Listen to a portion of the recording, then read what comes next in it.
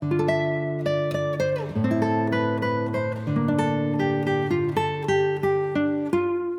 a todos, bienvenidos a un nuevo episodio de Hojas de Hierba. Estamos de regreso en nuestra nueva sección de entrevistas en la que entrevistamos a escritores de ciencia ficción peruana contemporánea. En este episodio vamos a alejarnos un poco de esa dirección que habíamos tomado en los primeros capítulos. Vamos ahora a introducirnos a la temática del horror. Vamos a revisar un libro bastante sangriento, bastante visceral, publicado no hace muy poco, en el 2024, es la ópera prima de nuestra invitada del día de hoy, Cristina Ramos. ¿Cómo estás, Cristina? Hola Tomás, ¿qué tal? Gracias por la invitación. Bien, muy emocionada de estar acá en San Marcos visitándolos y también estoy contenta de querer escucharlos, ¿no? Acerca de mi libro. Estamos muy felices de tenerte aquí, bienvenida a Hojas de Hierba. Y bueno, ahora también regresa nuestro segundo panelista, ¿no? Max Bustillos, para presentarnos y hablarnos un poco sobre este libro titulado Instinto Bestial. Gracias, Tomás. Feliz de estar nuevamente con ustedes para hacer algo que nos gusta, que es hablar de literatura, ¿no? Y como ya vamos haciendo en los episodios anteriores, hablar de ciencia ficción, ¿no? Hemos recorrido muchos espacios de la ciencia ficción, las distopías, el space opera, el género zombie, por ahí el solar punk, y ahora vamos a ir tal vez un poquito más lejos con una temática bastante peculiar y bastante interesante, que es el horror, ¿no?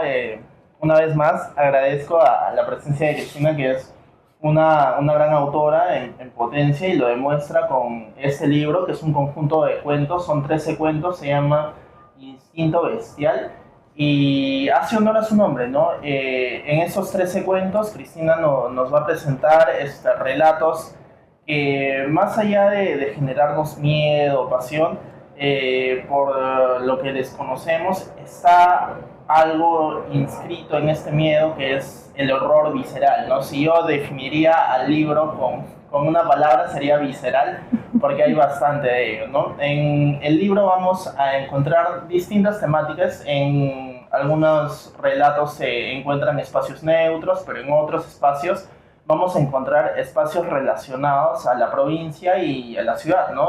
Por ahí hay referencias, por ejemplo, a la serranía del Perú, con las chacras y todo eso, ¿no? Y demás personajes andinos.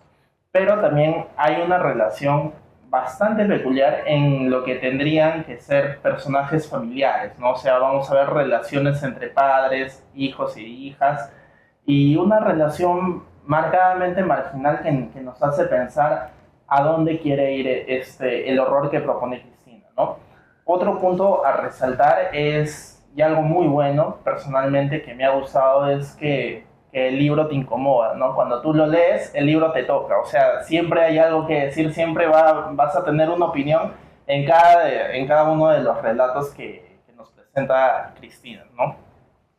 Bien, Max, entonces comparto tu opinión y tu lectura sobre el texto. En realidad son 13 relatos que descolocan, algunos más que otros, y como había mencionado más, vamos a encontrar pues temas como también la soledad.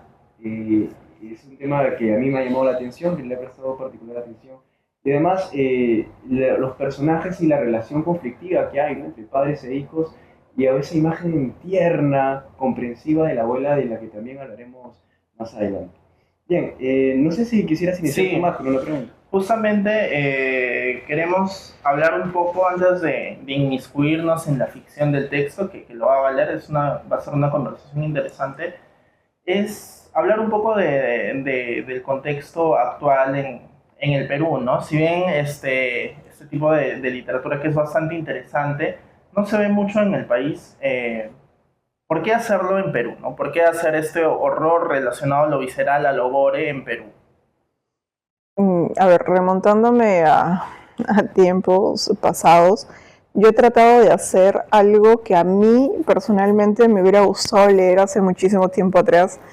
Cuando yo inicio como lectora todo este tipo de lecturas de terror, de horror, las encontraba en el extranjero, no directamente acá. Entonces, al yo meterme en el mundo de la literatura, todo también. Es como decir, ¿por qué yo no puedo hacer algo que a mí me gustaría leer, ¿no? Entonces, empecé por ahí, vinculando también con lo del cine, la música y todo. Y ahora, y siento también porque la literatura para mí es un camino también de ser escuchados, ¿no? De incomodar a las personas, de mover, porque siento de que lo que tú lees te tiene que remover, te tiene que tocar alguna fibra, ¿no? Entonces es lo que yo quiero hacer con ese tipo de literatura. Acá todavía tenemos a ser bastante conservadores, ¿no? Entonces como yo también quiero romper como que con ese molde, porque se puede hacer literatura de diferentes ángulos. Se puede hacer literatura de diferentes maneras, perspectivas. Entonces es lo que trato yo de hacer con cada uno de mis cuentos y con todas las herramientas que yo tengo a la mano, ¿no? Porque hay muchas cosas que también se escriben desde el dolor, desde la pérdida, desde muchas emociones. Entonces todo ese conjunto hace de que Instinto Bestial tenga mucha carga, no solo visceral, sino también se podría decir emocional, ¿no? Entonces, a mí particularmente siento de que es como que romper el molde en lo que es la literatura, ¿no? Acá en el Perú. Sí, es algo interesante que ha estado dando en el proceso literario, sobre todo en el contemporáneo, ¿no? Tal vez si nos saltamos a Hispanoamérica, vemos el caso de Mariana Enríquez, el terror que produce, que por ahí tal vez tienen sus diferencias, pero van por ese camino, ¿no? Tal vez también mencionando a Samantha Schweblin, que no hace tal vez tanto terror, pero algo de ahí hay un paso en común que están dando, ¿no? Y lo que más se reconoce, y tal vez es algo que, bueno, yo al menos no he estudiado completamente, es que son son autoras las que están hablando del género de horror y con qué maestría lo están haciendo. Es algo que es para aplaudir. Y bueno, ¿no? Desde el Perú, si pueden, compren el libro porque es un libro muy interesante, ¿no? Algo también que quería añadir es cómo surge este interés por el tema del horror. ¿Cómo le surge a usted el tema de interés en la lectura, tal vez, y ya luego en la escritura? Nace desde muy pequeñita. Como ya en otras entrevistas también lo he venido contando, nace desde que yo tengo aproximadamente 7 años por el gusto y la fascinación de mi madre hacia el terror. Ella siempre ha sido amante de las películas de terror y de las lecturas de este tipo. Entonces dentro de su biblioteca había un conjunto de libros que se llama la Biblioteca Universal del Terror, que eran por libros pequeños, por fascículos, que venían de España. Entonces habían diferentes tipos de autores entre conocidos y desconocidos, ¿no? Y ahí pude encontrar El gato negro de Edgar Allan Poe, que lo leí la primera vez a los 7 años, y fue algo que despertó en mí como que una fascinación, un amor hacia lo que leí. Y continuaba hacia mi madre, ¿no? Ella me leía de repente un cuento de terror y conversaba conmigo. Y era curioso porque muchos de los cuentos también, algunos eran sanguinarios, otros de fantasmas. Y la literatura como que en esa época también era pues, casas encantadas, fantasmas, pero también tenía pues asesinos seriales, todo eso. Entonces nace de ahí y conjunto con lo que es el cine, se complementan y es cuando ya voy creciendo, es que voy investigando más sobre autores, voy buscando más cosas y ya empiezo a leer, ¿no? Más autores de terror, de horror y ya después también me he metido en lo que son los mangas, todo lo que tenga que ver en realidad con el género, ¿no? Qué interesante el punto de vista que menciona, porque naturalmente no solo es la lectura, ¿no? Como usted lo dice, es la cultura, ¿no? La música, por ahí la forma de vivir, como antes se hacía algo y no se hacía este tipo de temas, ¿no? Que usted ya menciona. Ahora, ¿qué piensas tú, Tomás, de ese género Usted de había terror. mencionado, Cristina, acerca del libro que no solamente es un libro visceral, sino también emocional, ¿no? Está cargado de emociones. Y para abordar esa temática eh, con tanta, pues, un tema a veces muy delicado, ¿no? Muy sangrientos, hay que tener mucha sensibilidad para abordar esos temas. Y recuerdo yo una entrevista pues, que le hizo precisamente César Santibáñez donde se abordaba el tema de la sensibilidad.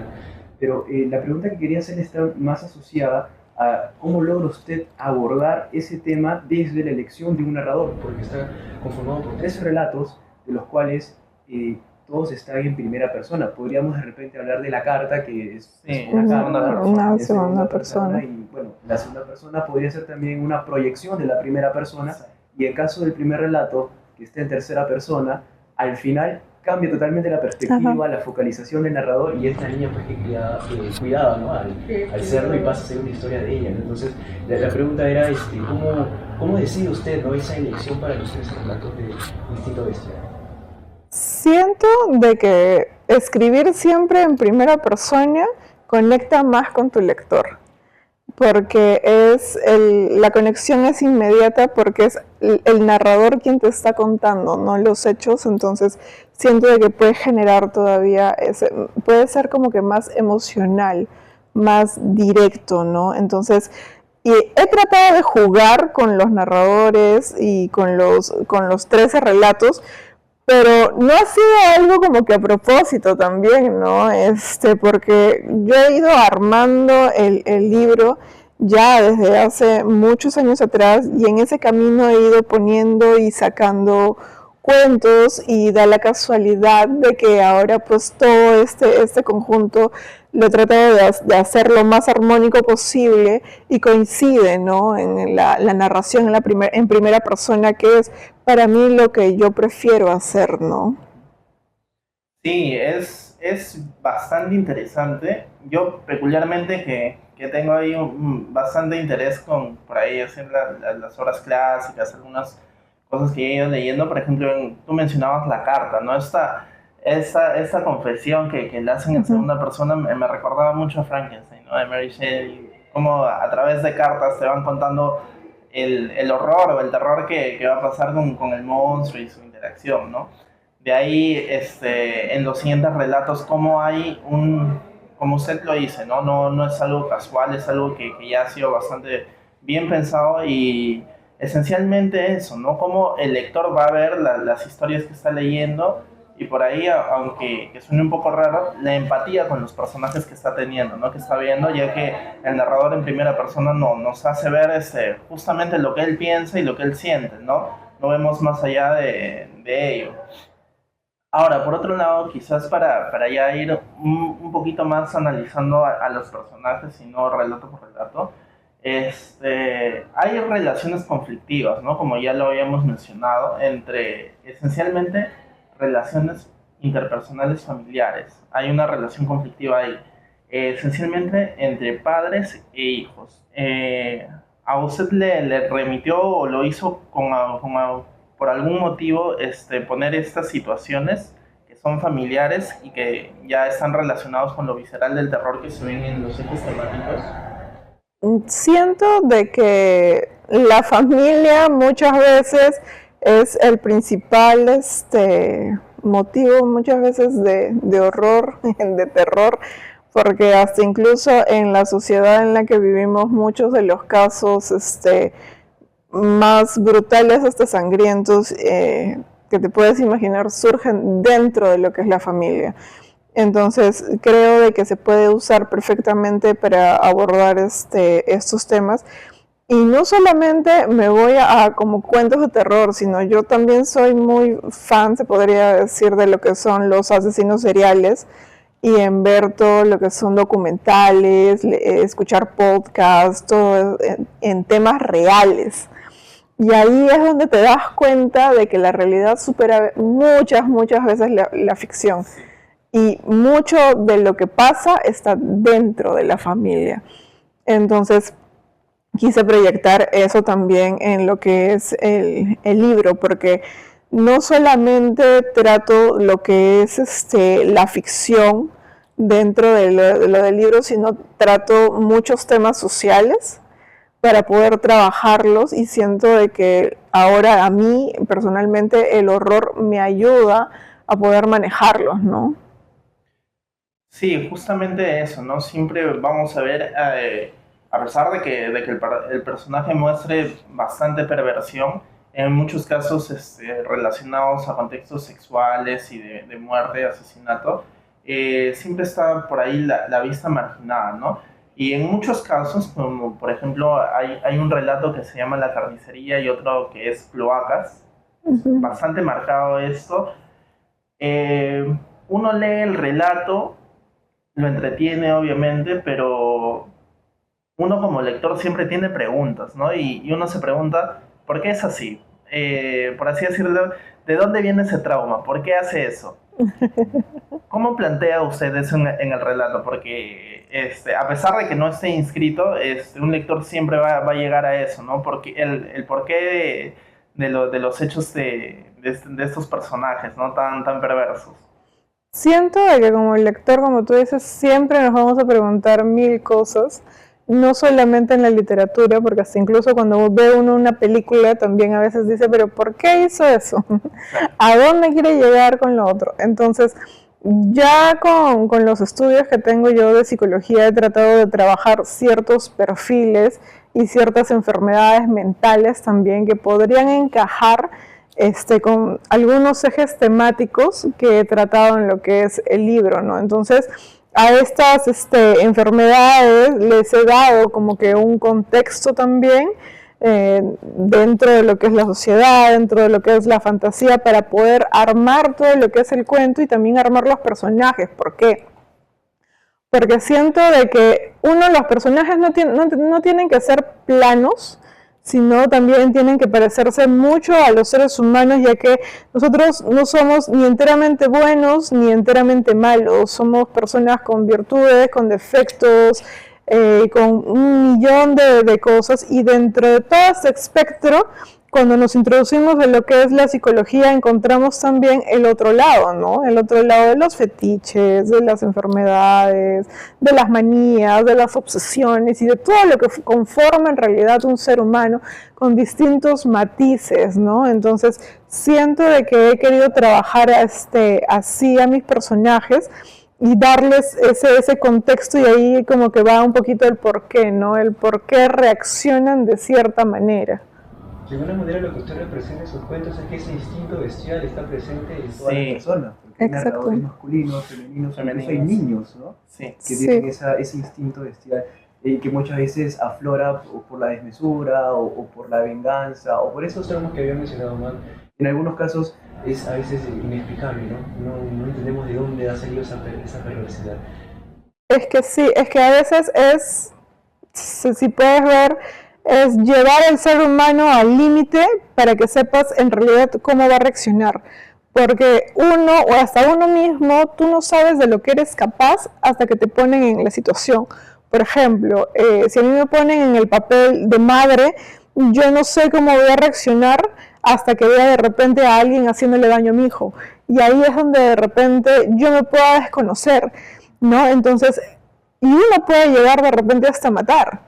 ¿Por qué? Porque está pasando algo, y entonces eso es lo que también como que se va viendo en lo que es el libro con lo que es el instinto, porque el libro también tiene como que dos lados, lo que es el instinto tanto animal, porque hay muchos cuentos que tienen relación con los animales, ¿no? Y el instinto primitivo del ser humano, que también es animal, ¿no? Porque si nosotros nos vamos como que a nuestra configuración genética y todo lo que es nuestro sistema nervioso, y hablamos del cerebro y todo, y nos vamos como que un poquito más atrás, nosotros tenemos un sistema límbico primitivo, ¿no?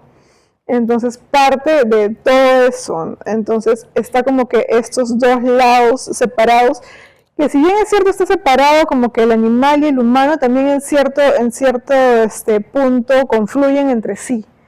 Por eso es el que he tratado de mezclar también los personajes, ¿no? Y darle como que estas dos partes de la historia, esas dos perspectivas al libro. Uno de esos cuentos que están muy ligados con los animales es La venganza del cerdo, que es el primer cuento con el que inicia el libro. Y precisamente trayendo a colación esa relación conflictiva de los padres y los hijos, en donde Felipe pues es rechazado por su padre y su madre en un primer momento está con él y luego también se olvida de él y lo abandona. Hay una respuesta a él. Y esa relación, ¿no? A veces ese sufrimiento en muchas partes o en muchos cuentos viene por parte de los padres, ¿no? Oveja Negra, el mismo título ya nos da una idea, ¿no? Es un personaje que es marginado, rechazado, y por parte también de sus padres. Pero también aparece ahí la imagen de otro personaje, se impone a veces con mucha presencia o a veces más sutilmente, es la figura de la abuela. Y es recurrente en algunos cuentos, por ejemplo, precisamente en Oveja Negra, es la abuela, ¿no? La que habla con el personaje femenino, con la niña, y de alguna manera la ayuda pues, a matar a su familia. Y en otros cuentos es más sutil. Por ejemplo, en El Jardín del Edén se nos dice que es la abuela que ha heredado, ¿no? Le ha dejado esta casa. El jardín, ¿no? la casa. Y esto ha generado que haya cierta rivalidad con sus tíos. En otro cuento, por ejemplo, en Fantasía Azul, que es uno de mis cuentos favoritos del libro, se dice de manera sutil, ¿no? A mi abuela no le gusta que yo trabaje como médico forense, ¿no? Pero yo me siento como pez en el lago. Entonces, esas pequeñas referencias a la abuela siempre se presenta como esa figura de ternura y de comprensión hacia el personaje y contrasta esa relación con la de los padres, ¿no? ¿A qué se debe esa representación de la abuela tan ligada a la ternura y a la comprensión? Siento de que ya, ahora que te escucho analizarlo de esa manera, porque como les comentaba, ¿no? Cuando veníamos conversando, yo cuando escribo no es muchas veces que me ponga a analizarlo, sino vivo más que nada lo que estoy escribiendo, ¿no? Quieras o no, a veces escapan ciertos detalles del mismo autor. No siempre es que sea mi vida o que haya sido algo que a mí me haya pasado, pero viéndolo de esta manera ahora, ¿no? Así siento de que de repente esa figura amorosa y de ternura y de todo hacia la abuela viene de mi abuela. No, entonces porque yo sí estuve muy ligada a lo que es mi abuela materna, de cierta manera, y siempre yo hacia ella tuve esa figura, ¿no? De amor, una persona súper dulce, súper bella, amorosa, entonces siento que inconscientemente podría ser una proyección, ¿no? En lo que son los cuentos, porque se menciona varias veces, excepto en Hambre, porque en Hambre también se muestra la abuela, no, pero en este caso también es como que un poquito también la parte contraria de lo que es, ¿no? La nuera, ¿no? Porque en este caso es el conflicto con la nuera, ¿no? Con la hija, ¿no? Entonces siento que podría partir de ese lado. En Hambre, la abuela reacciona por el nieto, que nace desfigurado, y esa rivalidad o esa manera de reaccionar con la madre es precisamente porque el nieto es el que ha sido su nieto. Sí, esa relación me parece sumamente interesante. No sé más si Sí, es interesante cómo fluyen las relaciones interpersonales en el relato que se está presentando, ¿no? Sobre todo en cómo va a acabar eso con lo que ya nos han dado, ¿no? Como mencionas, cada personaje los trabajas para que no sean planos, a pesar de que tal vez es una de las grandes cosas que has hecho y que es algo implícito, es que sin decir mucho estás dándole preámbulo, estás dando un personaje que es muy rico en personalidad y en historia, ¿no? Sin decirnos mucho, ¿no? Sin decirnos un antes, tal vez nos estás detallando con sugerencias por qué hace eso, ¿no? Ahora, antes de pasar a las siguientes preguntas, a mí me había surgido un tema con relación a los personajes y a lo que ocurre en gran parte de los relatos, y que es esto de, hay una relación bastante interesante tal vez que quisiera preguntarte, que es esta relación, las relaciones perversas que tienen los personajes que van a cometer estos crímenes con el placer, ¿no? Con muchas veces con la sexualidad. Quiero citarte un cuento, ¿no? Que es Cloaca, ¿no? Tú mencionabas a los animales. ahí conjugan tres cosas interesantes, ¿no? La perversidad, el placer y la relación con el animal. Porque si bien hay perversidad y placer, de una u otra manera se puede hablar de ello, este, ¿por qué relacionarlo con el animal? En este caso con la rata. ¿Por qué? Ya, a ver, en cloacas, bueno, más que nada todo parte desde, bueno, un problema social bastante fuerte, ¿no? Entonces, yo lo relaciono con las ratas también por el instinto de repente animal que tienen en realidad los animales, ¿no? Porque el placer en los animales, por ejemplo, es algo que está implícito y es algo de repente en el reino animal que no es controlable como en el ser humano, ¿no? Entonces, yo sí propongo las ratas como un símbolo de lo podrido, de lo, se podría decir, nauseabundo en realidad, en que se desarrolla todo este relato, ¿no? Porque para tocar este tema, yo, si bien es cierto, lo pude haber tocado con cualquier otro animal, siento de que la rata, en realidad, por lo que simboliza en sí, en dónde vive, por lo marginada que es y cómo se representa, siento de que encajaba en el personaje y encajaba con el tema dentro de lo que es el cuento y para volverlo como que un poco más grotesco, ¿no?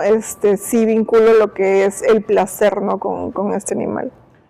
Ahora, por ejemplo, eso es un tema, ¿no? Pero ahora hay otra relación que es relacionada o asociada con la perversidad nuevamente, con el placer, pero también con la familia, ¿no? Como tú habías mencionado, muchas cosas se sobreponen a la ficción y en este caso, en cuentos como La Carta o como Carnicería, se ve una relación muy marcada como si fuera una relación hereditaria y una relación aprendida, ¿no? Por ejemplo, en uno de los relatos, el hijo aprende del padre a cómo llegar a esa satisfacción sexual perversa que tiene con la muerte, ¿no? Por otro lado, en otro de los relatos también, ¿no? Se muestra esa relación tal vez familiar, pero que está asociada a la perversión y al asesinato.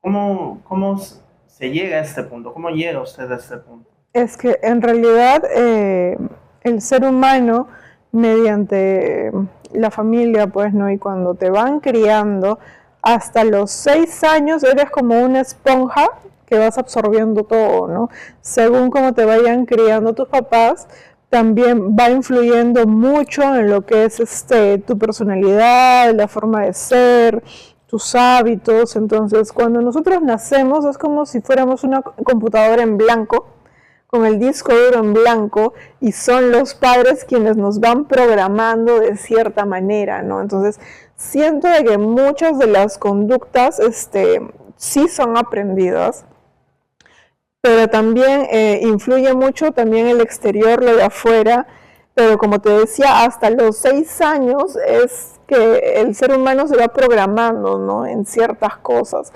Entonces, yo eso también lo he podido usar dentro de lo que son los cuentos. Como me mencionabas, por ejemplo, en La Carnicería, se menciona de que el padre, todas las conductas que él tenía y todo lo que él hacía, se lo enseñaba a su hijo, porque en realidad él sabía que su hijo estaba escondido, no viéndolo, y él desde muy pequeño era quien observaba, quien veía, quien estaba, y que hay un problema, que él no tenía la figura materna, no tenía como que el otro lado, ¿no?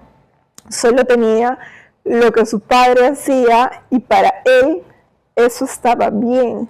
Entonces el crecer creyendo algo también de cierta manera te influye, también va conformando, como te decía, lo que es la personalidad. Ya cuando uno va creciendo también disciernes qué cosas son buenas, qué cosas son malas, y uno ya se va yendo por ciertos caminos, ¿no? Ya vas eligiendo, ¿no? Y eso también va conformando lo que es tu personalidad, pero siempre hay una base de. Entonces, siento de que de cierta manera yo también lo he usado eso también para poder escribir, ¿no? Sí, es bastante interesante ahora que tú lo mencionas. Ya cuando íbamos conversando, ¿no? Yo te decía que algunos cuentos los había interpretado en base psicoanalítica, y como tú mencionas, ¿no? Por ahí en el psicoanálisis se dice, ¿no? El ensayo del espejo, cuando el niño Ujú, identifica a la persona más cercana y lo empieza a imitar, y luego eso ya se lleva a gran escala y es con la cultura que lo rodea, ¿no? Ahora bien, en estos cuentos hay algo interesante, que es, como tú lo aclaras, ahora que lo aclaraste, él nunca tuvo el punto de vista materno, ¿no? Solo ujú, tuvo un punto de vista masculino, que era el padre, y ya cuando empieza a crecer desarrolla eso, pero si uno nuevamente le presta atención, y sería un consejo que yo les daría para leer este libro de relatos, porque tiene mucho de implícito, mucho de sugerente, es el porqué de la ausencia materna, ¿no? Que si bien sabemos que este trauma, la perversidad lo ha generado el padre, ¿qué genera la ausencia de la madre? Nosotros como lectores si nos preguntamos qué genera la ausencia de la madre, y es eso mismo, ¿no? Genera ausencia. De parte de psicoanálisis, por ahí si a alguien le interesa, ujú, hay un término que se le dice goce, ¿no? El gozar. Y el gozar es algo más que el placer. Si bien el placer para nosotros es algo positivo, el gozar en el psicoanálisis es algo negativo, ¿no? Es un placer culposo, por así decirlo, que nos ujú, hace daño, pero que lo necesitamos. ¿Y para qué lo necesitamos? Para cubrir la ausencia que está en nosotros. Y en este caso, al menos en carnicería, la ausencia que yo veo es la ausencia materna, ¿no? En esta ausencia materna también uno se pregunta por qué las víctimas del padre eran mujeres, ¿no? Y de ahí cuando el hijo tiene a una víctima, a una mujer que también le gustaba, termina matándola, ¿no? Por ahí uno hace interpretaciones y le encuentra más riqueza al texto, ¿no? Es algo que nos deja el libro de relatos y que es bastante interesante. Y podemos establecer también vínculos con el jardín del Edén, porque es un hijo Sí, huérfano, ¿no? exacto. También hay ausencia. Y también, pues, asesina mujeres, ¿no? Tiene esa tendencia. Para continuar, hay una pregunta también que quería hacerte con relación a los personajes, y está ligada a la soledad, al rechazo, a la separación de algunos personajes, ¿no? Lo vemos, por ejemplo, en el primer cuento con Felipe, pues, que es alejado por su familia, directamente incendiado con los cerdos. Lo vemos también en el cuento Desde la sombra, ¿no? De esta mujer o esta niña que no podía ver y su madre bueno, la tenía encerrada, y nos damos cuenta también que el resto de las personas de San Luis eh, tenían malos comentarios hacia ella, ¿no? Salvo el narrador. Y constantemente vamos a ver ello. En el Jardín de León también un personaje porque vive solo, no tiene su padre, su madre, su abuelo fallecido y tiene esta rivalidad pues, con sus familiares. Constantemente vemos esa soledad o ese aislamiento también. ¿Cuál ha sido la razón, ¿no? Para elaborar los cuentos en esa temática? ujú. Si hablamos un poco de la soledad, ahí podemos partir un poco desde mi personalidad y cómo soy. Yo siempre he sido una persona bastante introvertida, en realidad, a la que le ha gustado siempre estar sola y compartir, ¿no? Con mis libros, mis cosas, mi mundo. Entonces siento de que hay también esa mirada, ¿no? Desde ese punto de vista de cómo he manejado yo la soledad, de repente también mi soledad, y tratado de manejar la soledad de mis personajes también, ¿no? Dentro de los contextos en los que yo he puesto a cada uno de ellos. Entonces, aparte de eso, también siento de que se presta mucho para trabajar con los personajes marginados, porque a veces no son los personajes que no todo el mundo a veces usa, ¿no? Porque la literatura está llena de muchas cosas y hay muchos autores que sí recurren también a ellos, pero dentro de lo que es la literatura, bueno, ahora peruana también, no he visto muchos casos, pero a mí me gusta usarlos para que se den a conocer, se noten, los vean, ¿no? Y como que vean ese rechazo que sí sucede y que está implícito día a día en todas las personas que tienen hasta de repente capacidades diferentes, o hasta incluso ni siquiera eso, hasta incluso de apariencia de repente siendo diferente, ya también hay ese rechazo y se puede presentar lo que es la marginalidad, pues, ¿no?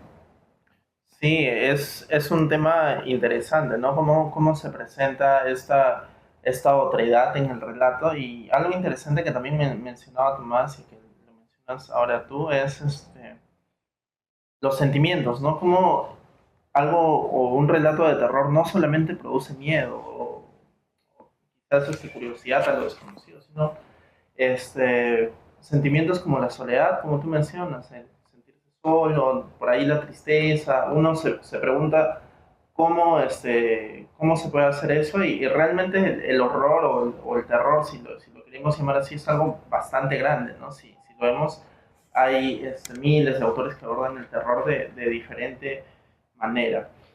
Ahora, en relación a la música, Tomás, ¿opinas? Sí, Sí, porque queríamos ahondar también en justamente ese lo que tema. me pasaba con el libro era que iba relacionándolo, no sé por qué, a géneros musicales, y lo asociaba mucho al metal conforme iba leyendo. Ya. Y creí que era algo que me estaba pasando a mí, pero luego busqué pues entrevistas y vi que a César Santibáñez le pasaba algo similar, ¿no? Que leí el libro y sentía el movimiento, ¿no? Justamente. Y justamente hacia el final, ya cuando terminé, había un QR de Spotify Un que link nos de mandaba Spotify. a un playlist, ¿no? Ujú. Y bueno, traté de escanearlo, a mí no me aparecía el playlist, pero ya entonces me convencí de que efectivamente hay una relación con la música, ¿no? Que todavía no he logrado descifrar, pero la sentía. Entonces quería preguntarle yo, ¿cómo es esa relación de la música o qué influencia tuvo la música en la elaboración de Instinto Bestial y en general en su vida, cómo ha influido pues la música? La música tiene influencia en mí de toda la vida. Eh, sí, desde muy pequeña también soy muy pegada a lo que es la música. Desde los 11 años con géneros pues no como el rock alternativo, empiezas todo lo que es el new metal y de ahí como que esto va escalando hasta ahora que a mí me gusta por ejemplo mucho lo que es el metal pesado, el metal fuerte, ¿no? Todo lo que es el brutal death, el death metal, hablando de todo lo que es death metal, muchos temas también son así, son bastante brutales, sangrientos, explícitos, y la misma música se presta para eso, ¿no? La música es fuerte, es pesada, y eso a mí me gusta, en realidad, a diferencia de muchas personas que a veces me dicen, pero ¿por qué escuchas eso? Como que no te estresa. A mí lo que hace es como que liberas la energía, ¿no? Entonces, me alegra mucho de que se sienta, ¿no? Está como que toda la vibra, toda la energía dentro de lo que es el libro, porque sí tiene mucho de lo que es la música. Y uno de los cuentos en especial, que es Corporeum, que es el último cuento que yo escribo para ese libro, está muy, muy ligado a la música porque está relacionado con una canción en específico de una banda de death metal peruano, ¿no? No, con la que yo tengo mucha relación.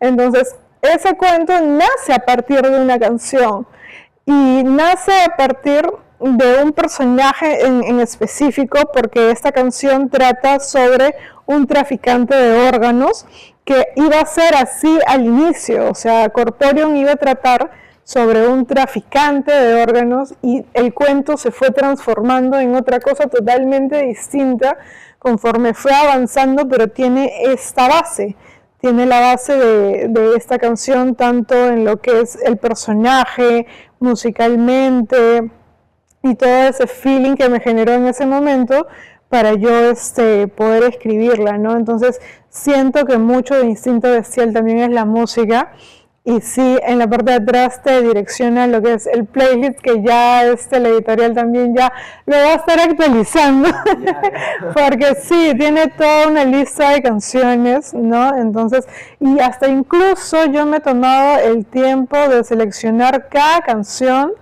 que vaya acorde con lo que es cada cuento, ¿no? Y tratar de sacar de repente de las canciones también como que cierta esencia que pueda ir combinada hacia los cuentos, ¿no? Porque siento que, para mí yo siento que la literatura, la música y el cine van de la mano.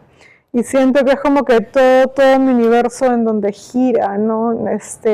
Todo mi mundo, todo lo que yo hago y todos mis procesos creativos, ¿no? Porque uno como escritor siente que tiene que estar atento a todo. Entonces, yo no solamente me guío de lo que son los libros, sino de todo mi entorno y de todo lo que a mí en realidad me genera, ¿no? Sí, es eso mismo, ¿no? Como usted lo menciona y es algo que hemos tratado de hacer en las sesiones anteriores, es también dar esta vista bastante holística a qué es lo que influencia los autores, ¿no? En este caso usted ya mencionaba a la música y también menciona el cine, ¿no? Y también en la literatura. Nos gustaría saber un poco de qué influencias tiene por el cine y en la literatura misma, qué la llevaron a escribir, por ejemplo. Cine, todo lo que son las películas de los 80s, porque he crecido prácticamente con esas películas, y así estamos hablando, vinculando el cine con autores, por ejemplo, de lo que es terror, mucho de Stephen King, porque he crecido con Cementerio de Animales, con Carrie, con El Resplandor, ya bueno, ahora ya más grande, ¿no? Con lo que es It, después yéndonos a lo que es el slasher, ¿no? Con Freddy Krueger, Jason, todas estas películas han conformado como que todo mi bagaje en lo que es el cine, ¿no? Todo eso, y se ha ido ampliando con el tiempo según lo que he ido viendo conforme voy creciendo, pero siempre regreso también a lo de antaño, ¿no? Porque a mí me gusta también un poquito lo que es la serie B, que también tiene como que estos efectos que también se pueden encontrar de repente dentro del libro, grotescos, sangrientos, dentro de lo que es la literatura, mucho de lo que es la literatura japonesa. Me gusta mucho Edogawa Rampo, por ejemplo, ¿no? Y ver dentro de lo japonés todo este lado oscuro y macabro que oculta Japón debajo de su lado kawaii, ¿no? Sí. Debajo de todo lo que hay arriba. Mucho también he explorado lo que es el eroguro, que es un género bastante fuerte, ¿no? En lo que es lo japonés, tratando el lado de lo sexual, con la brutalidad, la bestialidad. Y acá también hay un lado, ¿no? Hay el lado de lo que es la literatura y hay lo que es el lado gráfico, ¿no? Entonces, el lado gráfico es bastante explícito, es muy perturbador. Y siento de que también tengo bastante influencia de eso. Dentro de lo que es el libro, por ejemplo, Luis Bravo ha logrado captar lo que es la esencia de los personajes. Por ejemplo, esa ilustración ahí es Junji Ito, ¿no? Que también me gusta mucho. También tiene parte de lo que es Shintaro Kago. Y Shintaro Kago, dentro de todo lo que es su obra, tiene cosas bastante grotescas y bastante locas en lo que son sus temas, ¿no? Y en las cosas que plantea. Me gustó mucho también en lo que es un poco lo que es literatura norteamericana, como con Clive Barker, con Poppy Z. Bride, con el mismo Edgar Allan Poe, que yo lo amo desde muy pequeña. Y hay otro lado mío, que es como que el otro lado de Cristina, que está muy pegado a mis raíces y a mi cultura, ¿no? Yo vengo de la sierra, de Huancayo, entonces por ese lado yo tengo mucho lo que es el lado de las leyendas, de nuestros monstruos, de todas las cosas, de lo oscuro, se podría decir, de los Andes. Entonces ahí yo también tengo mucha influencia, que no es terror directamente, o sea, no es el horror que está ahí, pero por ejemplo, a mí me gusta mucho José María Arguedas, y lo he seguido tanto en lo que es su obra y también en su obra antropológica, ¿no? Me gusta mucho lo que el tomo 5, por ejemplo, que habla del Valle del Mantaro, donde explora a todas estas criaturas andinas, ¿no? Que también hay este lado como sanguinario, porque si nos vamos, por ejemplo, al lado del Pistaco, también es una persona, ¿no? Que asesinaba gente y se le relaciona con el extranjero, blanco, gringo, que viene a matar a las personas,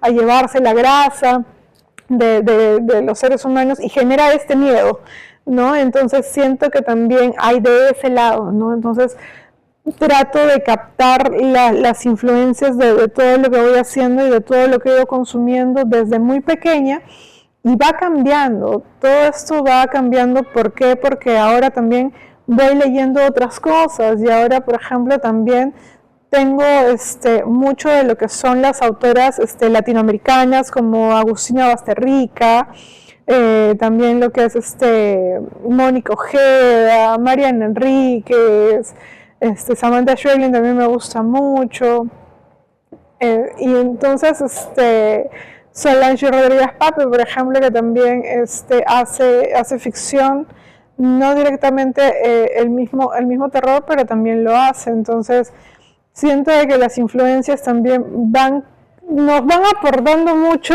nos van creando como autor, pero con el tiempo también se van ampliando, van cambiando, ¿no? Entonces van por ahí, ¿no?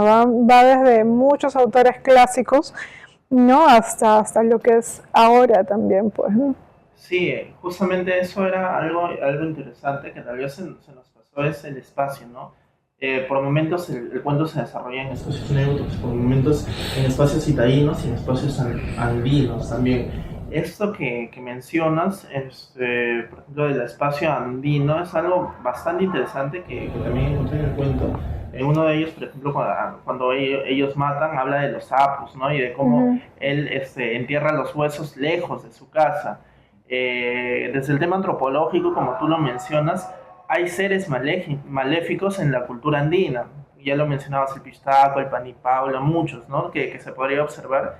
Y es interesante ver por qué están esos seres andinos maléficos ahí, ¿no? Muchas veces por el quiebre del pecado de la reciprocidad, de lo que no se debe hacer en una comunidad andina, o como por ahí lo mencionas tú, el externo, ¿no? El externo, el que no pertenece ahí, también es visto como un personaje maléfico, y cómo se transfiguran los personajes, ¿no? Porque ellos saben que han cometido un pecado en ese caso, pero intentan alejarlo, ¿no? de donde habitan. Eso se nos había pasado, pero es algo interesante también de analizar.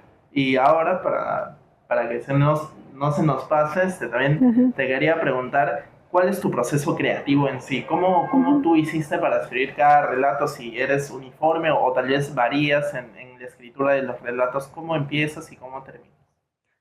Ya, a ver. En ese sentido, yo siempre sé cómo empezar un cuento, pero nunca cómo lo voy a terminar. Se va desarrollando. Sí, porque,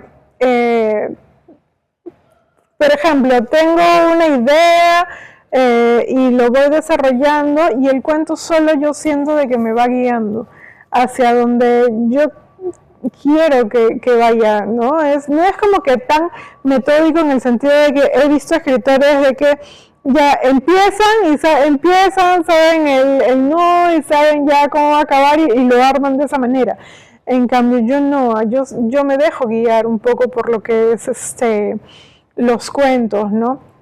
Prefiero muchas veces las noches, a veces las madrugadas para escribir, pero sí, cuando las ideas surgen, si es que surgen en cualquier momento del día, las anoto. Siempre ando con una libreta o en mi mismo celular, anotando ya sea frases, cosas que a veces escucho, sí, cosas de repente de música, de todo, que van armando los cuentos, ¿no? Ahora, cuando me siento a escribir, yo me desconecto de absolutamente todo, ¿no? Solamente tratando de meterme dentro de lo que es la historia. En un primer instante escribo todo, y de ahí ya viene lo que es también el proceso de corrección, donde vas depurando, ¿no? Ciertas cosas, de repente conexiones, frases, situaciones en las que de repente te fuiste un poquito de las ramas, porque de repente por ahí Lo único malo que puedo reconocer es que al dejarme yo guiar, a veces también me voy por otros temas, ¿no? Pero también ahí está lo interesante del asunto a la hora de escribir, ¿no? Sí, como tú lo mencionas, ¿no? Qué peculiar que no tengas el final ya prescrito Ujú. en tu mente o ya dicho. Y creo que también es algo que se nota, ¿no? Uno cuando va leyendo los relatos, como que entiende un poco de esa esencia de que uno no sabe, por ejemplo, en este relato, la carta, uno va leyendo todo eso y hasta que termina y el remitente dice papá. ¿no? Sí, En varios cuentos hay eso, ¿ah? Sí, Hay un cuento, por exactamente. ejemplo, en De Cloacas, parece que es También. un relato ya de una mujer que disfruta y nos damos cuenta que es el padre, ¿no? El que padre, está detrás de sí. todo eso, ¿no? En varios cuentos hay eso. es que sí, o sea, eso sí es como que intencional porque a todos los cuentos le he querido tratar de dar el giro sorpresa porque quiero de que los lectores no sepan hacia dónde voy, no hasta el final, porque muchas veces a mí me ha pasado de que a veces leo cosas y a la mitad yo digo, ya sé cómo va a quedar, o esto va por este lado, entonces he tratado de hacer que no suceda eso de repente de manera tan inmediata, que genere lo que es la sorpresa y que genere este giro, ¿no? Que le da también la fuerza a muchos de los relatos, porque uno entra a muchos de mis cuentos con una intención, ¿no? Sigues, continúas y no sabes en realidad cómo es que va a acabar, entonces como que esta sorpresa final te da el giro y es como que yo siento de que ahí mismo también te mata. Y eso me ha pasado a mí también, ¿no? Porque escribiéndolo muchas veces, cuando ya después yo lo leo, es como que te das cuenta de que al final es como que te das contra la pared, ¿no? Porque eso es lo que le da la fuerza final. Ahora, cuando yo voy escribiendo, siento que es muy importante tanto el inicio como el final, porque son los dos lados, el inicio como que con lo que te engancha y el final ya con lo que remata, ¿no? Todo lo que es el cuento en realidad, ¿no? Ese análisis final, la mayoría de cuentos, casi todos tienen esa revelación final, es muy impactante, ¿no? Y claro, uno inicia con el relato, incluso leemos el prólogo y ya creemos saber de qué va a tratar el cuento, pero no, al menos a mí en la gran mayoría de cuentos he sentido ese giro, esa sorpresa, y me hizo recordar mucho lo que usted acaba de mencionar, lo que decía Cromwell Hara respecto a los cuentos, ¿no? Cromwell Hara decía lo más importante de un cuento es el inicio y el final, ¿no? Y bueno, no sé, Max, si tienes una pregunta más. Sí, bueno, antes de eso, quiero decir el buen uso del suspenso o el suspenso que tiene cada cuento. Está muy bien trabajado la omisión en algunos datos y todo eso. O sea, es un trabajo bastante sugerente que si uno lo lee con detenimiento, se da cuenta, ¿no? Ahora, bueno, ya llegando casi al final de la entrevista, quería preguntarte, ¿qué se viene? ¿Tienes nuevos proyectos? ¿Algo nuevo que sale pronto? ¿Que estás trabajando? Sí, tengo por ahí unas cositas. Antes de contestar de eso, referente a lo que acabas de decir, ¿no? Del manejo de ciertas cosas con las que trato, siento que también parte mucho de lo que es la investigación que yo hago antes de también de escribir, ¿no? Porque hay ciertos temas en los que he tocado que siento que requieren cierta investigación previa y meterse bien en los temas para poder escribirlos, como por ejemplo en Corporeum, cuando trato sobre toda esta fábrica de carne, en realidad, pues yo no sé cómo funciona en realidad una fábrica de carne o cómo es que poniéndote en la piel de un asesino, ¿no? Se sienta eso y es como que también investigar cosas de medicina, de todos estos temas para poder escribir. Entonces siento de que también parte de todo eso ha aportado lo que es el libro y es lo que vengo haciendo con otras cosas, ¿no? Tengo algunos proyectos que quiero trabajar. Uno totalmente diferente a lo que es Instinto Bestial, que se va más por el lado que te comentaba, más por el lado andino, más por el lado de mis creencias, que es trabajar con todo lo que son cuentos, pero con todo lo que son los monstruos andinos, ¿no? un poco más la mirada desde Huancayo y todas las criaturas, pero en un horror como que un poco más actual. Y también he estado haciendo un libro que tiene mucho que ver con el eco-horror. Ahora, hoy en día, está muy visto todo lo que es lo ecológico, cómo está lo que es el impacto dentro de la sociedad, pero yo lo estoy mezclando mucho con lo que es el horror, en este caso también lo que es el horror visceral, porque tengo un cuento que trata sobre naturaleza, que justamente al principio iba a ir en Instinto Bestial, pero yo lo saco porque, si bien es cierto, también tiene su lado de la familia, su lado maternal y todo esto. No es que acá ataque el ser humano o ataque un animal, sino es la misma naturaleza, ¿no? Entonces, lo saco, y al sacarlo me doy cuenta de que pues es parte de otro proyecto con el que ahora vengo trabajando, ¿no? Y es básicamente cuentos de horror, también viscerales, pero que tienen que ver mucho, ¿no?, con lo que es la naturaleza y cuando la naturaleza te ataca. Perfecto. Para finalizar, hacer un pequeño comentario del libro Instinto Bestial. Ya se habían mencionado muchos puntos altos que tiene el libro de relatos. Yo no quería dejar pasar la parte rítmica del relato, que precisamente está asociada a la música. Por momentos tiene un ritmo trepidante y creo que es lo que envuelve al lector. Y tú mencionabas corpóreo. En la parte de la descripción de la extracción de la grasa, parece sublime, ¿no? Hay bastante detenimiento y bastante arte en la descripción. Yo, que soy amante de la descripción, y me he dado cuenta que si bien algunos relatos tienen esa celeridad, aquí se detiene, ¿no?, para describir cómo se extrae la grasa del cuerpo, y es realmente genial, ¿no? También es uno de los relatos que he disfrutado bastante, y considero que dentro de los puntos altos no solamente vemos el suspenso, la relación de personajes, sino también un trabajo con el ritmo muy consciente. Y además, ya para finalizar mi comentario, no solamente es un texto que busca mostrar escenas violentas, sangrientas, sino que toca temas sociales, ¿no? Hay críticas sociales muy interesantes, muy profundas, ¿no?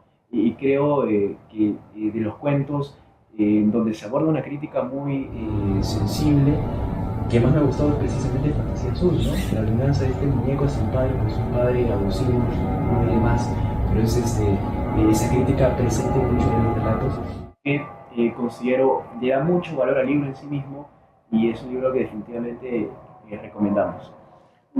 Claro que sí, está totalmente recomendado, y es más, esperamos tus siguientes trabajos para poder leerlos, analizarlos. Quién sabe, más adelante poder conversarlos, ¿no?